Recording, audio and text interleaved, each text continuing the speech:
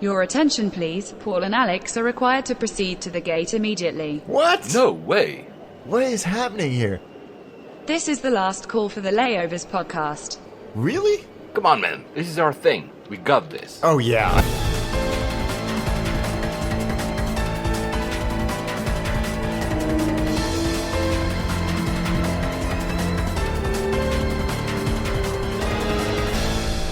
And we made it. Of course, geeks. Flight 48 to Cape Town. Hi, Alex. Cape Town, man. That's a place. That is a place. Beautiful. I'm Especially very this time of jealous. year when it's, what is it, like 2 degrees in London right now, and it was 28 degrees down there. Ah, God. I'm so jealous. You just been there. I just got back. Yep. Oh, Which man. is why we chosen that. I mean, it's not your first time. I mean, you know South Africa pretty well. I've actually never been, so the end of the show will be totally yours. I don't have any idea about that airport. And also the way you got there is very interesting. We'll also get there later in the show.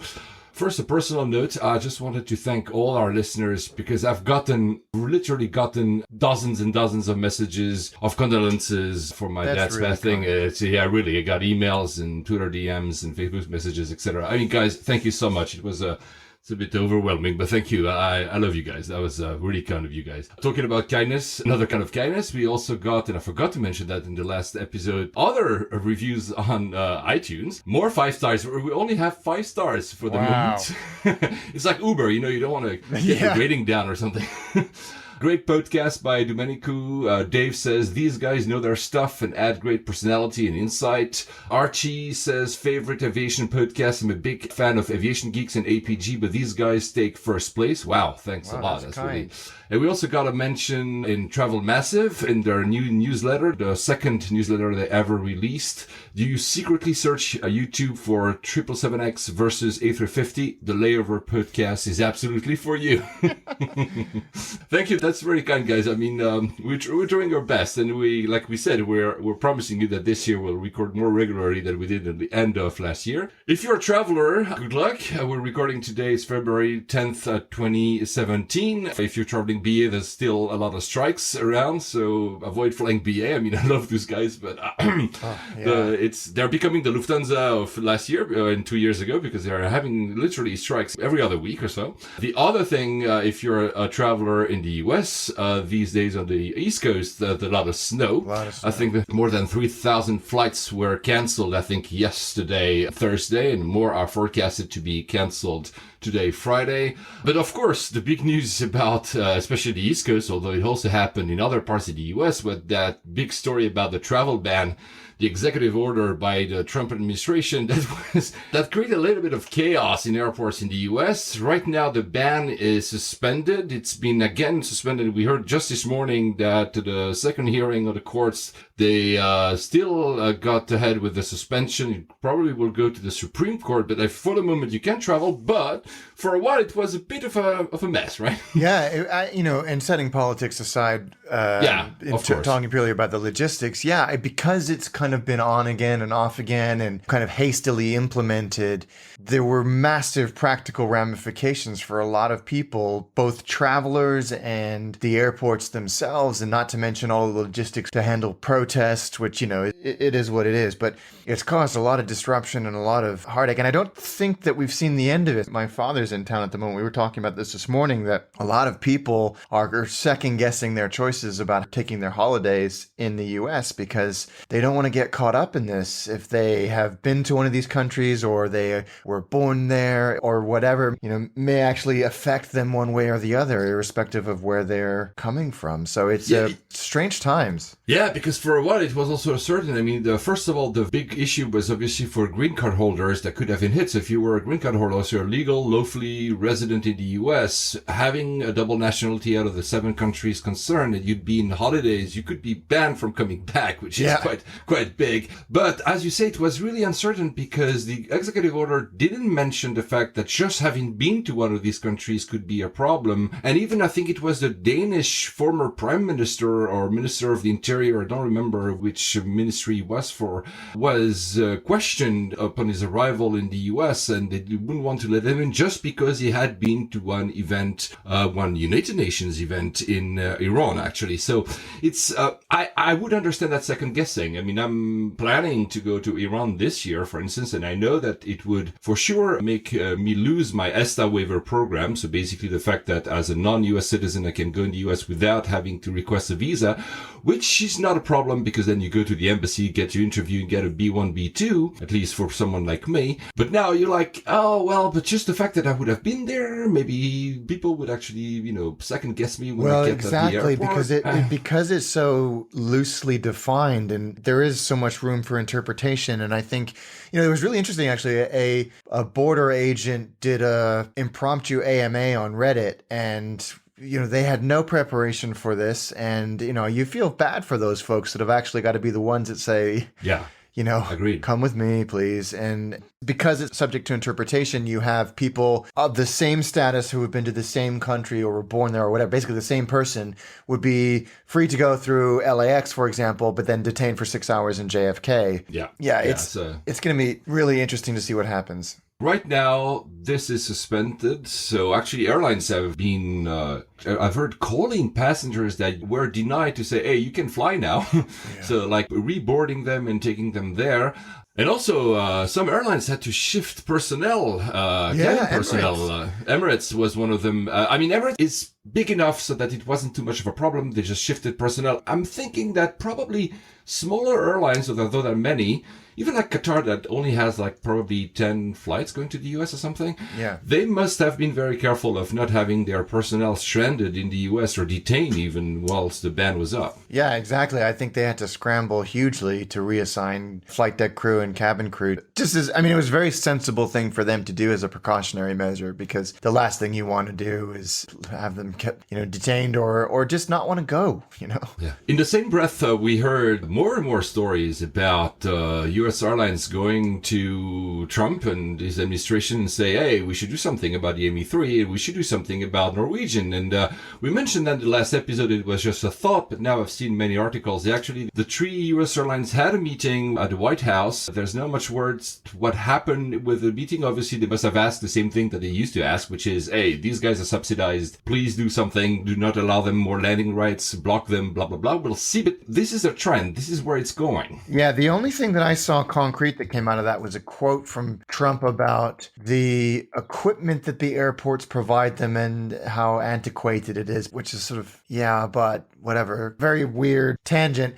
Whether anything concrete came out of it, I don't know, but I'm sure that the ME3 and Norwegian and any other airline is going to be looking very closely at this to see what happens in the short term and the long term, because it could be hugely disruptive. Emirates added a new fifth freedom route from Europe, Athens to Newark.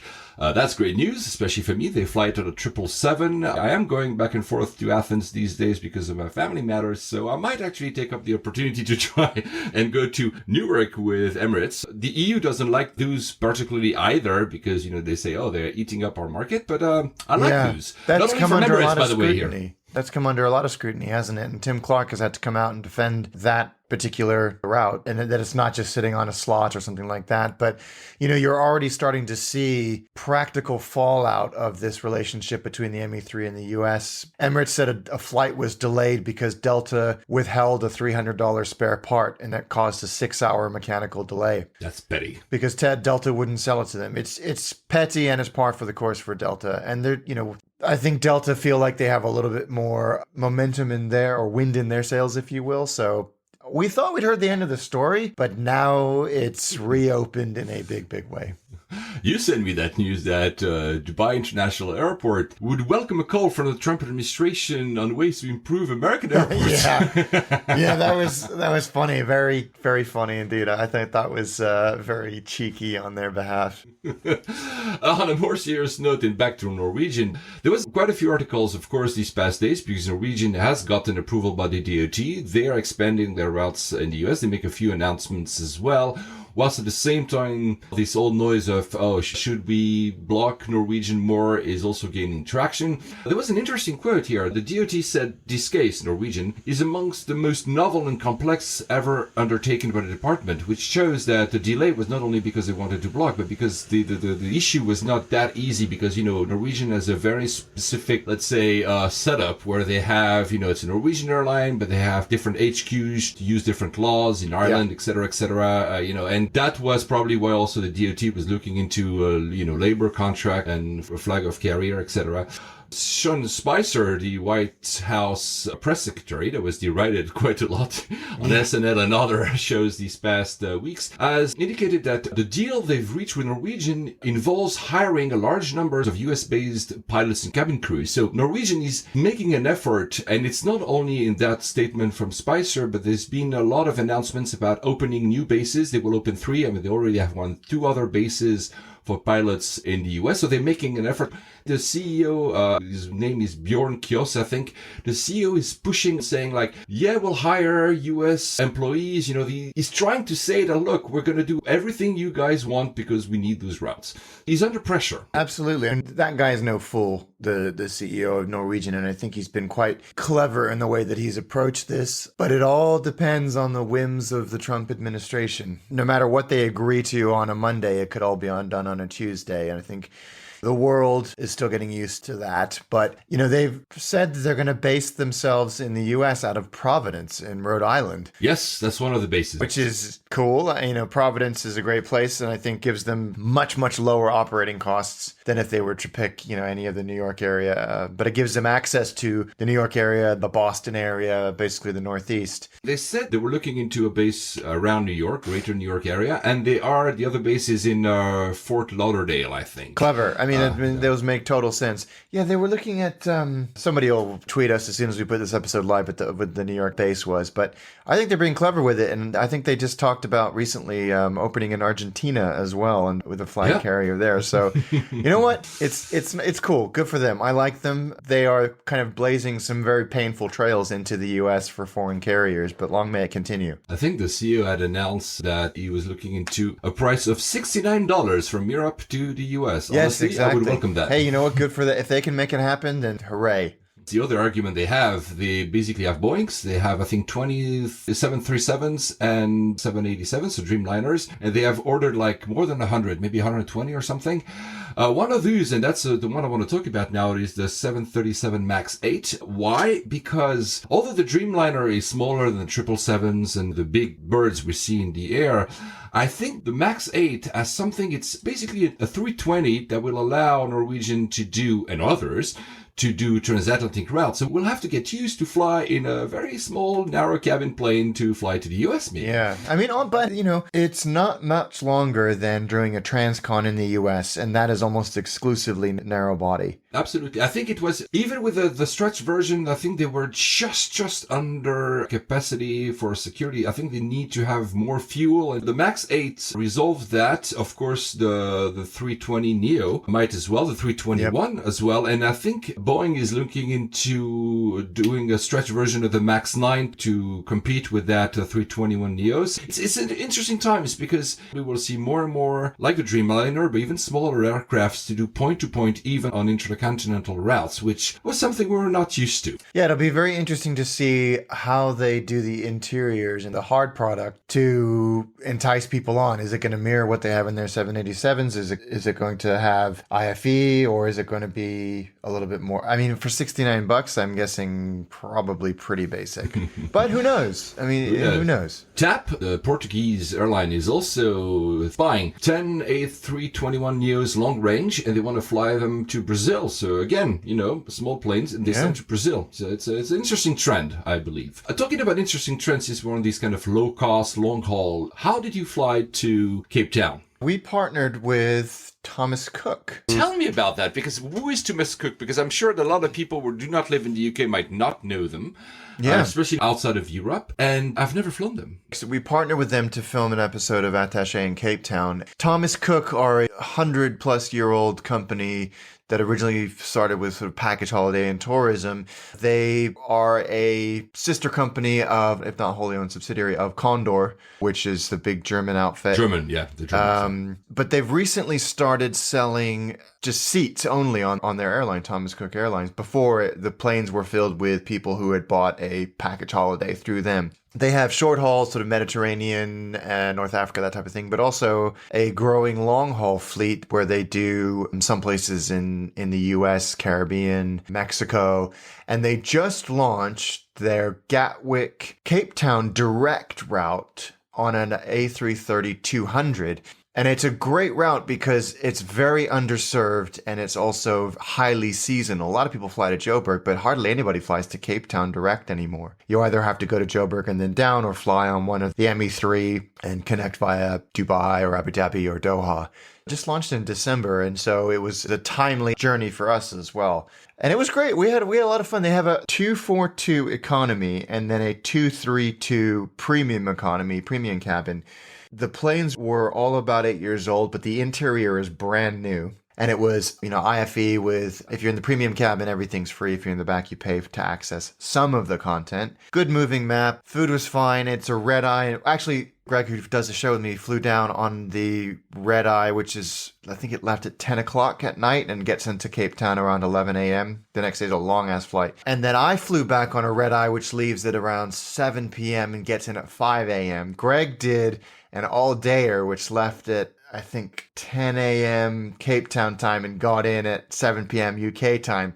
And that's a long flight to do during the day, like 12 hours. But it was good. I mean, I enjoyed it. I thought the seats were comfortable. The crew were exemplary, really attentive and assertive and just very pleasant people to be around. So, yeah, it was good. You were in premium economy on one of the legs, I think? Yeah, both legs we were in premium economy. How is that seat? Fine. Yeah, I mean, it's comparable to any other premium economy seat that I've been in. British Airways or Virgin, not quite as good as Cathay or Singapore Airlines. Yeah, but of course. Well, it's not the same. And BA and Virgin aren't either. But yeah, it was fine. I slept a lot on the way back. Yeah, it was fine. Really, really good. I'll consider them, because if you say that, I can book them directly instead of ordering a package. Since I'm due to a visit to South Africa, I might actually try that. Yeah, you should. I mean, they must be cheap as well, I think. It's, relatively. Because there's not much capacity on that route. The prices are pretty, they're not super cheap, but relative to the competition, that they were very affordable. It is seasonal. I think they finished flying in March or April, but you'll have to check that. Basically, when the summer ends in South Africa.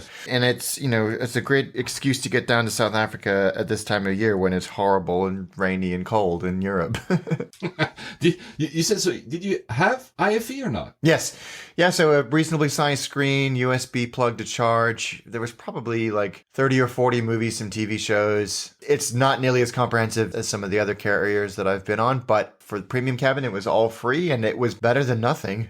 Certainly better than nothing. Great moving map. And I always load up I've seen every movie that they have on airplanes because I travel far too much, as I'm sure. You have the same problem. Yeah. So having the IFE there, nice big bright screen, it was fine. It was absolutely fine. Lovely to have some more competition on that hugely underserved route. Hopefully the incumbents will, you don't have to put up with them, frankly, now. That's the good thing. Since we're an IFE, American Airlines just announced that they're ditching their IFEs. I think it's mostly for domestic. They're ordering the new, the ones I just mentioned, the 737s without IFE. Jetsstars and others have already done it. I think it makes sense. Yeah, it does. Like, it's not because, we are outliers. We've seen every single movie on those IFEs. But anyway, I just put stuff on my iPad and I watch, the shows I want, and that's it, right? Or some now you can use like the streaming Wi-Fi, like I've tried with Lufthansa. It works pretty well. I think it works really well. I mean, Southwest have it. For that short haul, it makes total sense. The big ones, the ME3 might keep it, and others, but still the trend is it goes in the other direction. For long haul, it makes sense to have it built in, and people actually, I think, expect it as well. Yeah, but that's the thing. Coming back to what we just mentioned, going to New York, is it long haul? Some airlines might just say, for 6 hours, we're not going to give it to you. Talking of course, from London. We'll see. It's an interesting trend. I think it's not black and white, but we'll see less and less of those. Talking about black and coming back to the US, but just north of the border, Canada, Air Canada it was yesterday or this morning, just revealed its new livery. Of course, anytime there's a new livery, people are up in arms, blah, blah, blah. I personally didn't really like that bluish, pale blue. It was a strange color. I didn't like it. So the new one is a bit of a callback to both the 90s because the logo is back into a circle. Yep. So the maple leaf is back into a circle. It's still red. And the belly of the plane and the tail is black. I think black or maybe a very dark blue. I'm not entirely sure, which is more of a callback to the 60s and 70s. I do like it. I like it too, and you're right. Every time there's a new livery, people are just up in arms about it. But I think it's very deferential to the original. No, well, not original, but the liveries of days gone by. There's a nice nod. I think maybe this is my imagination, but I think there's a nice nod to Canadian Airlines. You're right. I didn't think about. Wow, yeah. The old retired Canadian Airlines with that dark blue, and I think so. It's nice. I think everybody, has an opinion, but I think it's nice. And the fact that the maple leaf is back into a circle reminds of the rondelle in French, like they say in Canadian French, which is the puck of hockey. Of course.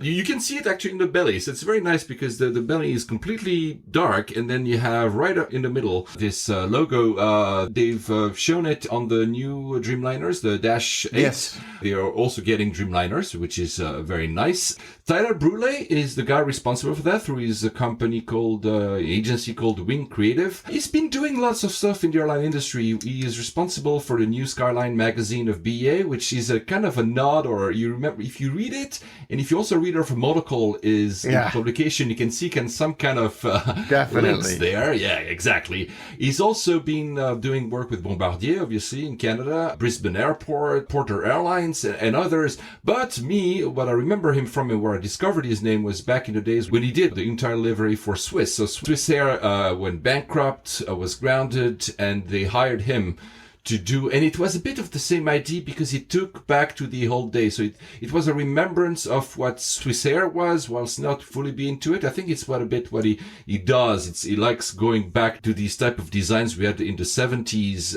And talking about that, my favorite part of the entire rebrand of Air Canada is the route map that will be located in the little leaflet you have in front of every seat. It is an amazing callback to these route maps we had in the 50s and 60s. Is very square. The lines are very well defined. I really, really adore that. I'm a big fan of map.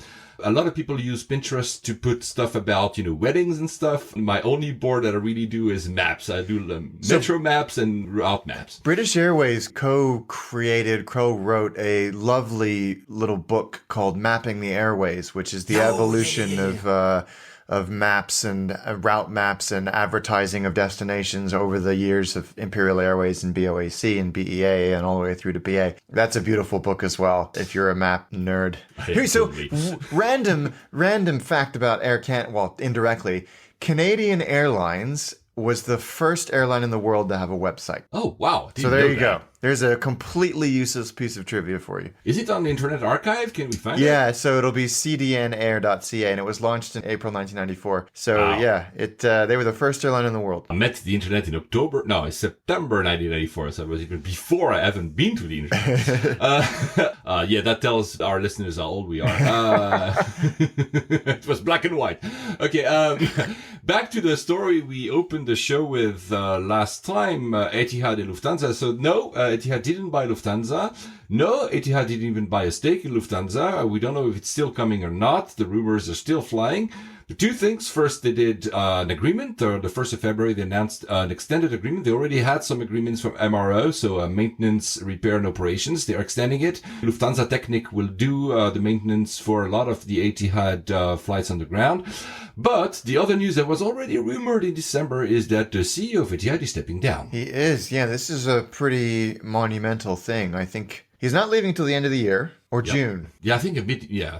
June. I don't have it in front of me, but I think it's mid-year, yeah.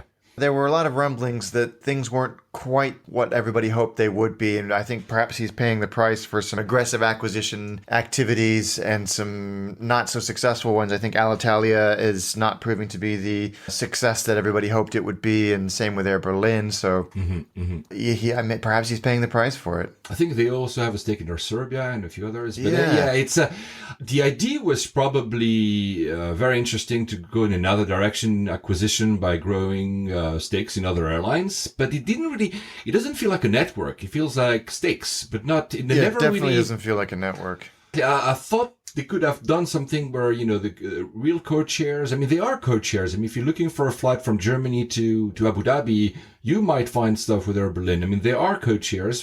Jet Airways is another one in India, but people are mostly complaining about Jet Airways if you go on a flight. Yeah, I mean, it's weird because they've just launched, well, actually last year they launched this Etihad Aviation Group, which is this... Correct. So it's Air Berlin, Air Serbia, Air Seychelles, Alitalia, Jet, Virgin Australia, and Etihad Regional, which is Darwin, isn't it, in Switzerland? An engineering division, and then all the stuff that runs the airports. But like you say, it's not a cohesive network of interlining airlines. It's this conglomerate of stakes in airline businesses. So, yeah. It's very interesting to see what the future holds for them. And I was talking about this with my father last night, actually, about who is going to be the new CEO, because that's a tough job to walk into, I would imagine. Well, Christoph Muller is already at Emirates, right? Yeah, he's the guy who saves airline. That's the name.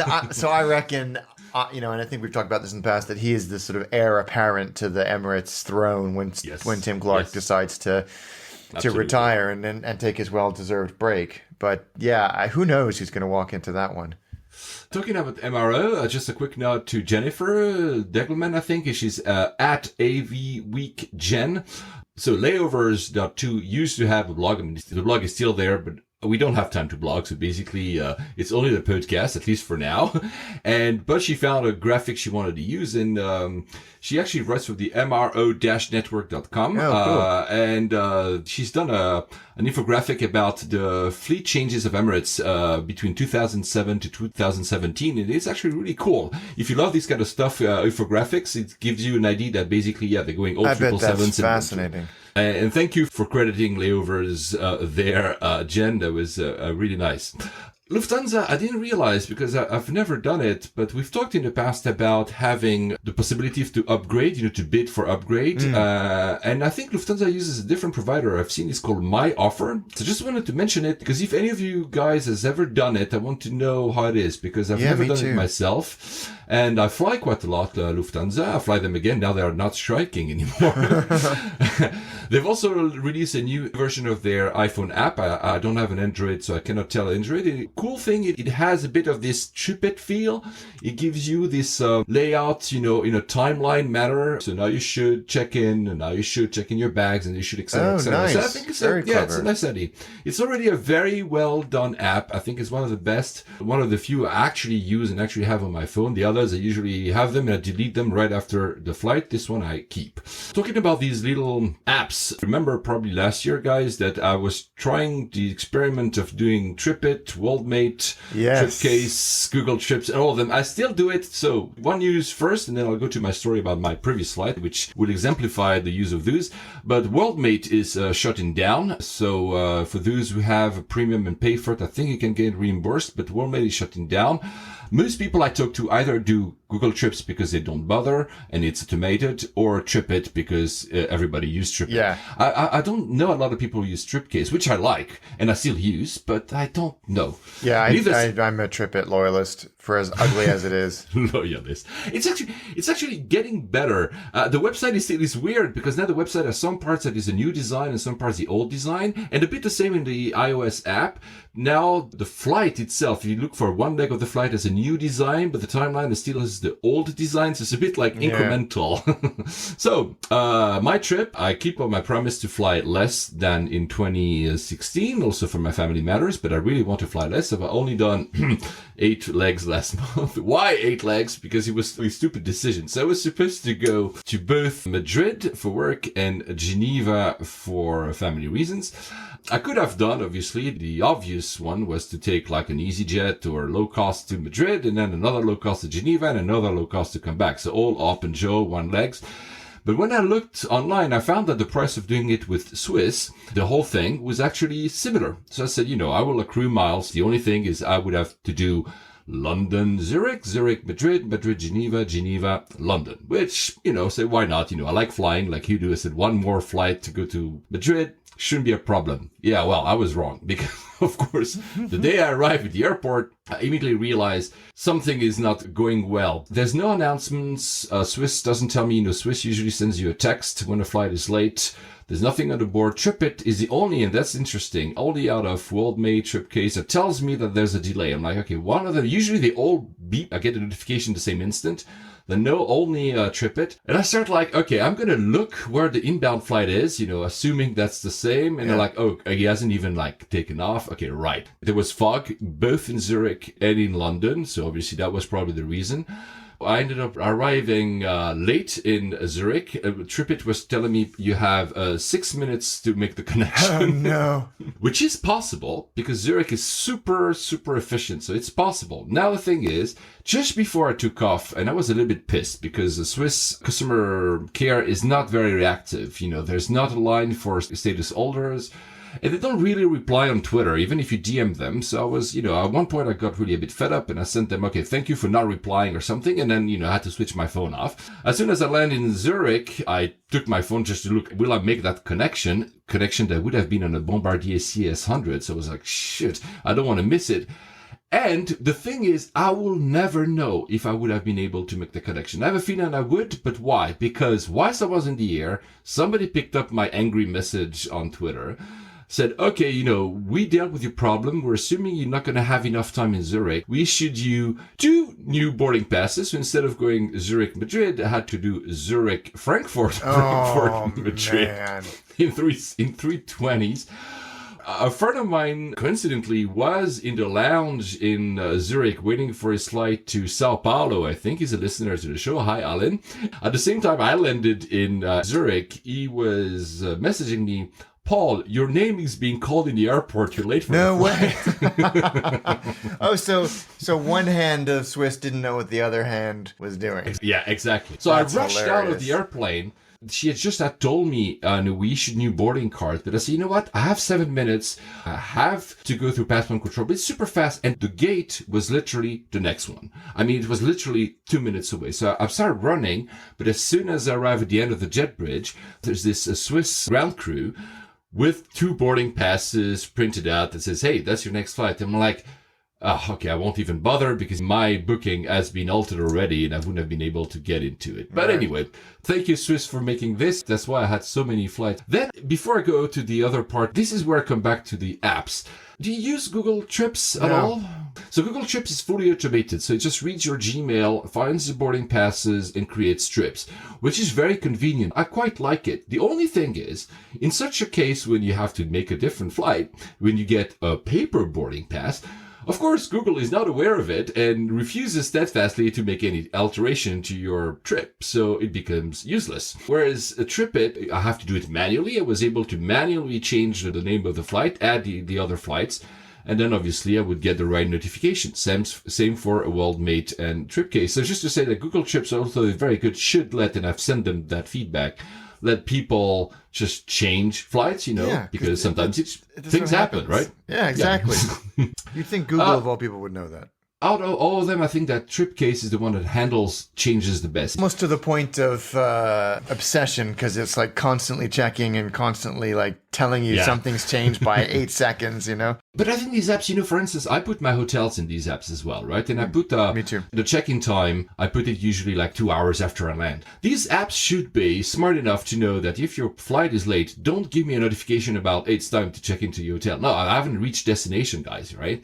Tripit was silly enough that I couldn't delete a flight, but I could add 2 other flights. So I was at the same time on the flight that I missed to Madrid and on the flight that I did miss to Frankfurt, which again, anyway, all that to say that arrived in the end the same day, thankfully so, because I had a meeting the next morning. I love Madrid. Interestingly, because we had done Madrid, I landed at Terminal 2. It's much better. I mean, it's older, but I mean, compared to that huge thing that Terminal 4 is. I know what a train was. The east part of Terminal 4 is basically in Italy, and the west part is in England, right? Because it's so big. Yeah. At least T2 is a human scale, so it was nice. On the way out But same thing, really nice. Actually, Terminal 2 and 3 are very close together. It's a bit confusing when you don't know it, but it's really nice. Again, nothing special. It was really empty. Fast Track was the only guy, so it was really, really nice. That's good. Thanks to my status. And then, finally, I flew the Bombardier CS100. Oh, I'm so jealous. Swiss is the launch customer and still the only customer who has the CS100. They only have 5 for the moment. From the outside, it looks like a mini Dreamliner. Yeah. And from the inside, it looks like a mini A350. The one thing that is striking when you see it for the first time is that the engines look almost oversized, right? Like it's a baby plane with big engines. Really? I don't know why I say that, but it's really cool actually. This bird is amazing. So the configuration is 3.2, slightly smaller than a 320, of course, and others. Of course, the interior was chosen by Swiss, but they made a very good choice. The cabin is very light, very white. That creates this kind of eerie feeling. The same feeling I had when I entered the Dreamliner, the same feeling I had when I entered the 350. What I really like about it, they also have drop-down bins. Really? There's more space. Wow. It almost looks like you're flying for a kind of mid-haul, long-haul, but you're in a smaller version of it or something. And the one thing that a lot of people will notice, which is again the case for all new aircraft, is super quiet. Yeah. Like compared to all the other aircrafts, it is to a 320 that we always fly when we fly in Europe, 737. It's super, super quiet. It's smooth. It's. I can't wait to try it because I know that they do it to City now. Yeah, other airlines will soon have it. Honestly, I really adore it.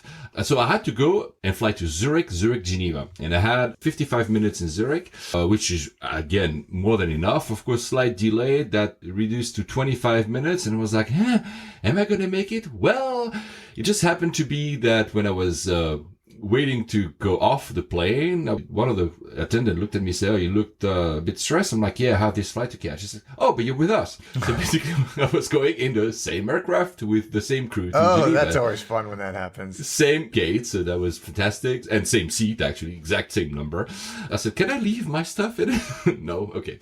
Well, the fun bit here is that there were pre-boarding people, and usually you pre-board, disabled people or old people and people with infants.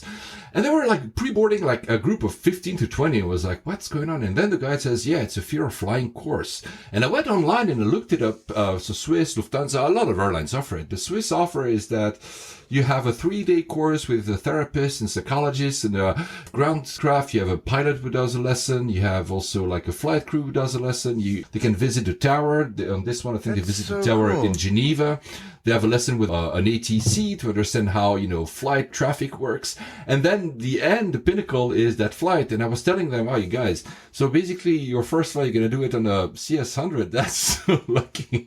It's really interesting to me that it's very cool that they do that. But usually when they take you on a flight, it's a dedicated aircraft. That they were doing it on an operational flight is really interesting, but probably a very good idea. We applauded them at the end. I mean, that nice. Was really cool. Yeah, I think the pilot went on the PA and said, "Oh, we want to, congratulate the guys who just did the course," and the entire plane erupted in applause, which you don't usually see anymore, unless you're like in a very dangerous country Apparently with very dangerous aircraft. Russia, that's the thing, is applauding. And if any of you have flown in Russia, tell us. And a few other Eastern European countries I've seen as well. That's Sometimes nice. People applaud. Yeah, I like it.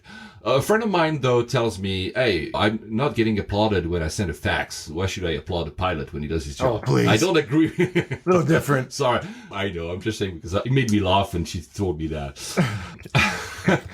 Yeah, and Alex, the last thing I will say about that trip is that, boy, we live in the UK, and for those of you who live in the UK, or at least outside of Schengen, I had forgotten how easy it was to transfer in airports when you are inside Schengen. You don't have any passport control, nothing. Oh, man.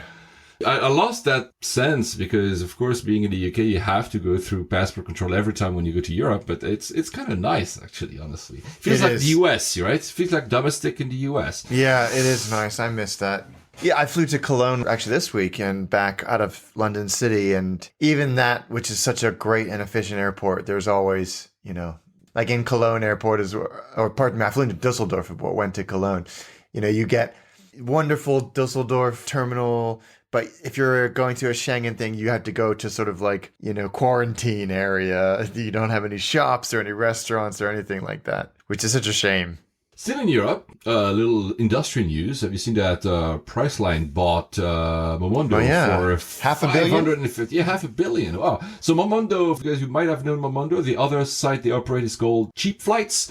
Sometimes when you Google, you might stumble upon it. So it's a sign of another consolidation. I mean, Skyscanner was also bought by Chinese like a month ago for like 1 point some billion or something. Yeah. 1.5 billion pounds. So that's a lot of money. So probably because, everybody's scared of Google. No, I don't know. Yeah, there's consolidation. Yeah, land grabs. I think that's absolutely right. Still in Europe, still on low cost, Ryanair. They don't want to install Wi-Fi because the equipment is too heavy. That's weird. It's not that heavy, is it? I guess their calculation is they don't have to pay too much fuel, and the price they will charge. There's some kind of algorithm, and at some point they will go there. I think it's an inevitability with pretty much every airline in the next 10 years. We can make passengers pay for it. Yeah, you'll get your money back. Did you have any Wi-Fi on your latest flights? No, although I have to give credit. BA City Flyer, which is obviously a subsidiary of BA, Embraer 170, and I love those planes. Oh, yeah, I love them too. I was in Club Europe, which doesn't really mean anything except you're sitting in the first 2 rows of the airplane. The food was really, really good on both legs. The service was good. The flights were smooth and easy and on time. I was impressed. I mean, no Wi-Fi, none of that stuff, but given all the guff that BA have gotten for their buy on board and their short haul stuff, the food was outstanding. Well, you know what? We really should invite someone, a specialist, because sometimes the food we have in planes is clearly dependent on the departure point, right? You can fly the same airline on the same route. You'll have great food sometimes, and on the way back, crappy food, right? Yes. And I think we should find someone, or if some of you guys are listening, who either works in catering or in operations and can give us a bit of more of insight of how that works. We would love to, because we both love food. I mean, Alex loves even more than me, but I would really dedicate an episode on it would be so interesting food. And not front cabin plane food. I'm talking about regular food that we have in economy, right? Yeah, absolutely. Our friend John Bradford sent us a really interesting thing, which I'd actually listened to live when it was on the BBC on Radio 4, about how noise cancelling headphones make airplane food taste better. Oh, yeah. It's a radio clip that you should listen to, but it was super interesting about how sound, especially ambient noise, affects the taste buds, and that the quality of the taste is perceptible when you have noise cancelling headphones on. By the way, guys, I was not paid by Sony to give my review last episode because I had some comments about that. I'm still saying it's the greatest noise cancelling headphones I ever had. I still use it. One thing I will say, so I degrade from 10 to 9.5. For some reason, in the Ether Terminal 2 Senator Lounge from Lufthansa, there are batshit interferences that just make my headphones go completely wonky. I don't know. It cuts down. It suddenly Siri starts to work by itself.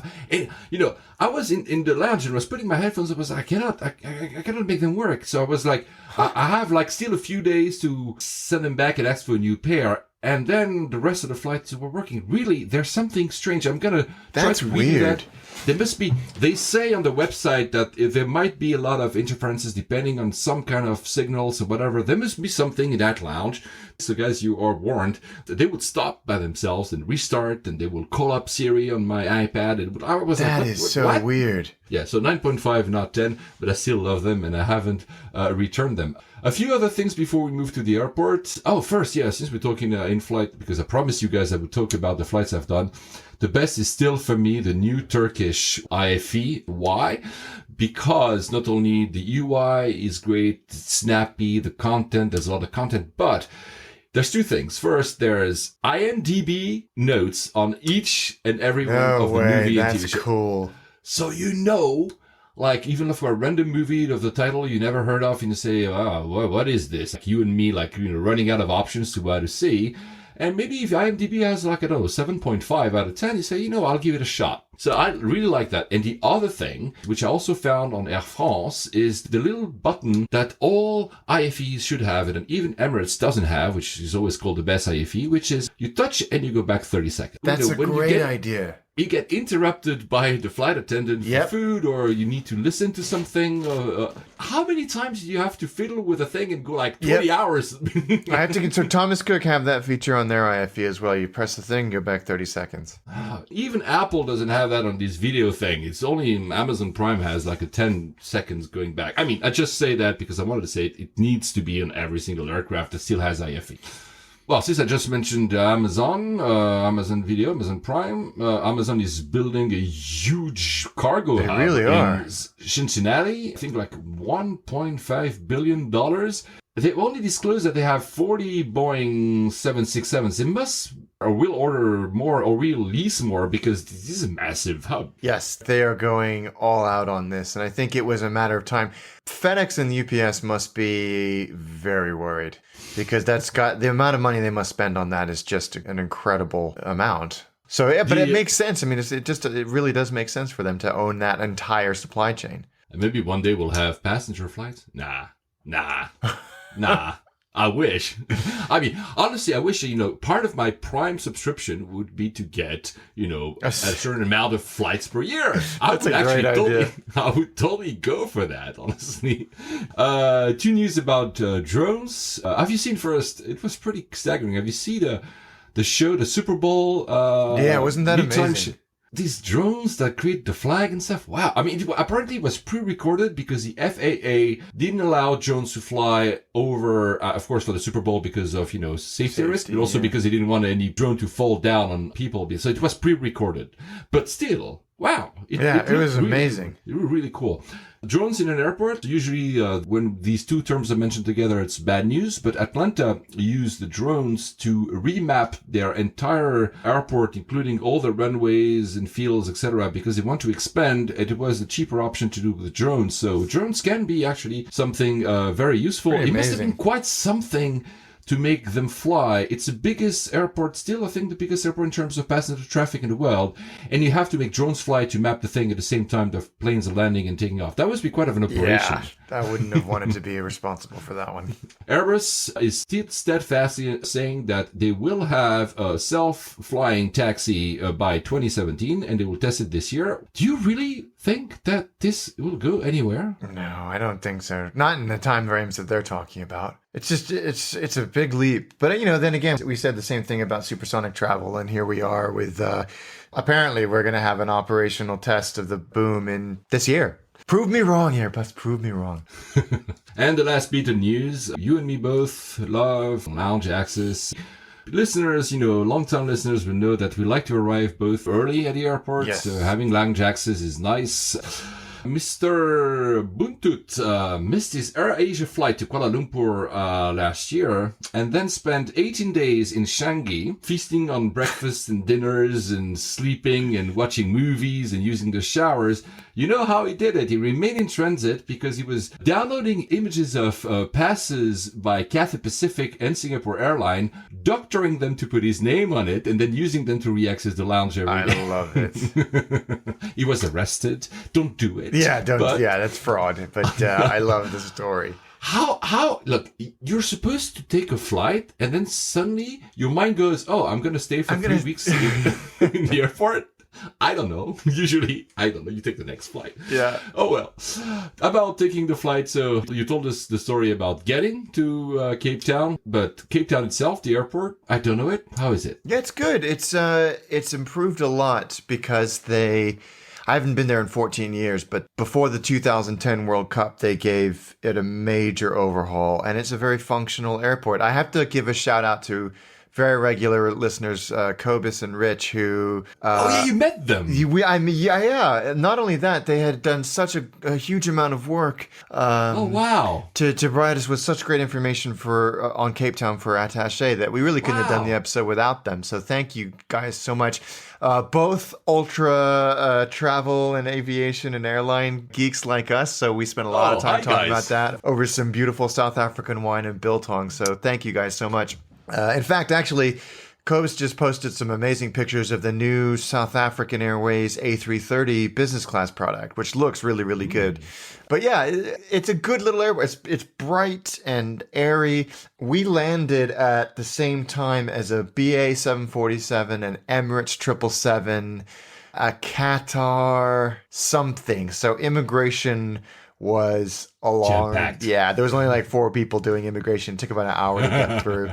But it's nice. We got a rental car, which is right there and zoomed away. It's pretty close, like 20 minutes from town. And then you have, when you come into the airport, you've got the standard security, which was fine, but you also have outbound immigration, which took a little bit of time as well. So it's important to buffer in some time there. They have a tiny paid access lounge, which I use my, what the hell is it called? Priority pass. Thank you. I used my priority pass to go into for 15 minutes, but it was well stocked and fine. They was cool actually. When I've left Cape Town Airport in the departure lounge, they were doing a live demonstration of traditional South African song and dance and music, which was really, really neat. A nice way to leave the country. And then of course a weird collection of airlines. You've got all of the South African carriers, so Kulula and Comair, which is a British Airways subsidiary. Weird to see next generation 737s in BA colors. You've also got, when I was there was a beautiful Ilyushin, I think it's an IL-74, just sitting there. That was, what's the big Russian cargo carrier? Oh no, a 76, Ilyushin 76. Is that the one you sent me this picture? Yeah, that's the one I sent the picture of. It's just I don't have it in front of me. Yeah. Beautiful, 76 just strange looking airplane. And that was Airbridge Cargo, I think. They have the bigger Ilyushins as well. Also on the airport is Thunder City, which is an operator of English Electric Lightning fast jets that you can go up in. Wow. So you see those tooling around from time to time. But yeah, it's a good airport, great location, food-wise, which is obviously very important to me. There's a lot of stuff around. I liked it. It's a good little airport, and the departure lounge overlooks the runway, so lots of opportunity with big floor to ceiling, 50-foot high windows. Yeah, I like it. I mean, Cobus and Rich, who I just mentioned, they fly out of there a lot, so maybe they have some different feelings of that airport, but I thought it was great. There's two things I know about this airport. First, it's that I think Cape Town to Joburg is one of the busiest routes in the world, probably in the top 10. Yes. So most of the traffic is actually there, which is amazing. He also got elected a few times like best airport in Africa by Skytrax. Yeah, I can believe that. The other thing, because we had done an episode about Joburg, the one where your father, I think, was on, it was episode 22. And we said that Joburg is very high. Well, this one is actually almost at sea level, right? It is at sea level, yeah, pretty much. And it's a spectacular approach. So we had a fun little trick up our sleeves for the episode of Attaché. So keep your eyes peeled for that because we got some pretty spectacular footage. I know. I'm so jealous. Oh, the one thing I think is worth mentioning is that, and again, thank you to Cobus and Rich for this piece of intel, is the best way to get into town from Cape Town Airport is actually Uber. Uber's all over Cape Town. There's a bus service called My City Bus, which is also very, very good, or renting a car. But yeah, Uber it's all over the place, and it's probably the cheapest and best way to get into town from the airport. Well, there you go. I need to actually visit that airport. I mean, of course, visit the city and the wineries, which are just north, I think, of the city. I really need to do that route one of these days. I promised a few friends who live in South Africa, I promised them every year I'll come, and every year I fail to. So even though I promised myself that I would not fly too much this year, probably I will enhance quality over quantity, and I might actually do that one. I'm actually go to South Africa. On that, Alex, any flights coming up for you? Probably. As always. At the end of March, I'm taking the whole family to Hong Kong and to Ishigaki Island in Japan. So I hate you. I'm looking forward to that. I think I know the story because you told me. We'll tell the story. We'll do Ishigaki Airport when you get there. Yes, good idea. You'll tell the story why you went there because I love that backstory. But let's keep the suspense, built for our listeners. So of course, we will record before then. I promise you. Yeah, I'm sure I'll be going. So I might take a couple of short trips between now and then. I'm limiting myself to short trips. So again, Madrid is coming up. Again, Athens, and again Geneva. So I'm running in the same airports, but actually it's a nice routine to do. First big trip won't be before April for me either, so long haul. So guys, to next time, probably in the next 2 weeks, I promise you that we are more regular. Happy travels. Safe travels, guys.